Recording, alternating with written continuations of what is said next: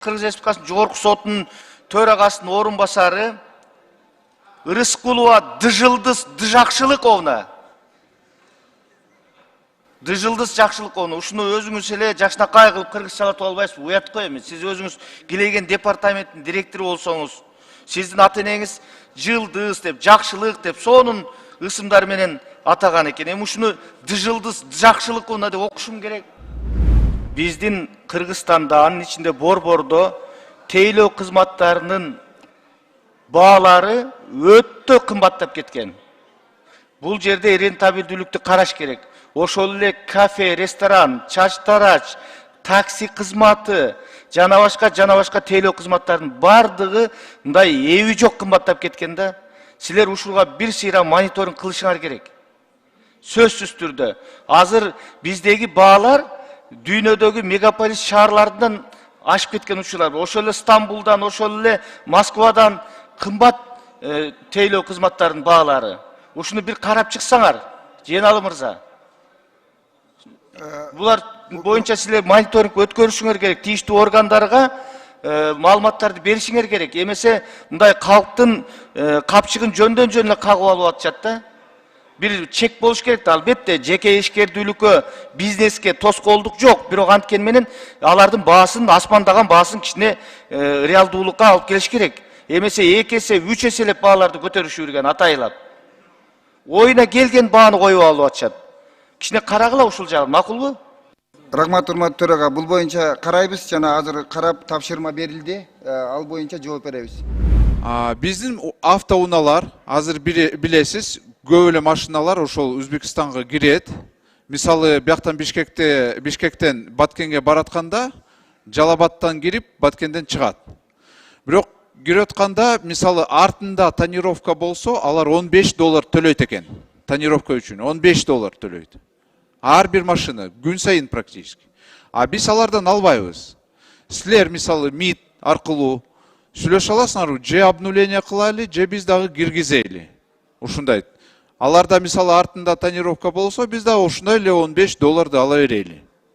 Кандай дейсиз ошого? Сиз сүйлөшө аласызбы ошол боюнча, сунушту кабыл аласызбы?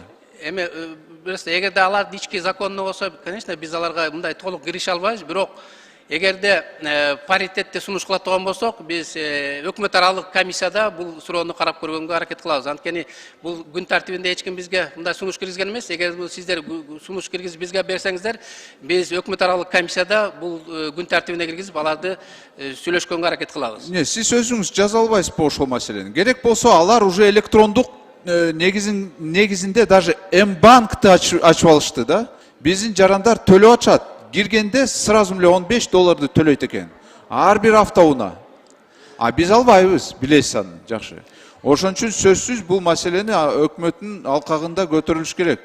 Же макулдашууну түзөлү, обнуление кылайлы, бир тарап, эки тараптуу, же биз дагы ошону көтөрөлү, биз дагы кылайлы ушундай. Жарайт, биз анда консультация жүргүзүп көрөлү. Паритеттүү негизде или жокко чыгарабыз, же болбосо паритеттүү түрдө биз дагы сонун кандай кат жүзүндө анан жооп бересизби ошол боюнча? Сиз анда аларга катты жөнөтүп, анан мага айтып бересизби? Биз алар менен сүйлөшөлү, андан кийин сизге жооп берейин. Сөз жакшы. Анан дагы мисалы биз депутаттар башка депутаттар менен, башка өлкө депутаттары менен жолугабыз да. Мен мисалы Мальта өлкөнүн менен депутат менен сүйлөштүм эле. Давайте макулдашууну түзөлү, визасыз ошо режимди хотя бы дипломатиялык паспорттарга киргизели деп. Анан азыр МИДте ошол Мальта вербальный нотаны таба албай жатат да бизден. Жакшы болот эле биз мисалы ушундай дагы сунуштарды берсек, ошол жерде дагы биз дагы катышсак, мисалы биз дагы депутаттар кичине жардам беребиз да өкмөткө. Кандай дейсиз ошого?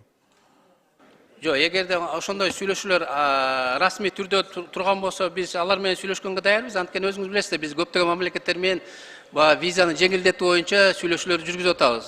Мүмкүн болгон жерлерде жана дипломатиялык жана кызматтык паспорттарга без виза кылып, визасы жок киргизгенге келишимдер түзүп атпайбыз. Эгерде Мальта тарап кызыктар болсо, биз сүйлөшкөнгө даярбыз. Жок, биз жибергенбиз. Алар кызыктар эле болуп атат, просто вербальный нотаны биздин таба албай жатышат да. Биз сүйлөшөлү, тактайлы. Анан сураныч ошол канча мамлекет менен кайсы макулдашуу негизинде ошо визасыз режим кирген ошону так сайтка кирип койгулачы суранычы. Бизде азыр 65 мамлекет. Жок, сайтка мындай так кирип койгулачы сураныч. Обновление кылгылачы ошону. Bizde 65 mamleketke односторонний безвизовый режим киргизгенбиз. Жанагы өзүбүз чечим менен. Андан тышкары биз азыр 23 мамлекет менен кызматтык жана дипломатиялык паспортто безвизовый режимге документке кол койгонбуз. Мындан ары дагы муну кеңейткенге аракет кылабыз. Кече баягы эмоция калтырып, жарым айта турган сөзүм чөнтөгүмдө калып калыптыр да. Анан бүгүн ошону тактап кой дедим эле. Тиги президенттин өкүлүнө госимущество өткөрүп берем деп макул болуп утверждать этет.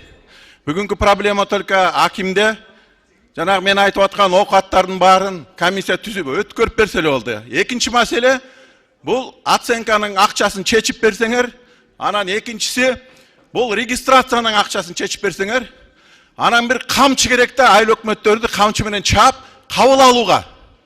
Ошолор кабыл албай жатышат. Катып атышат.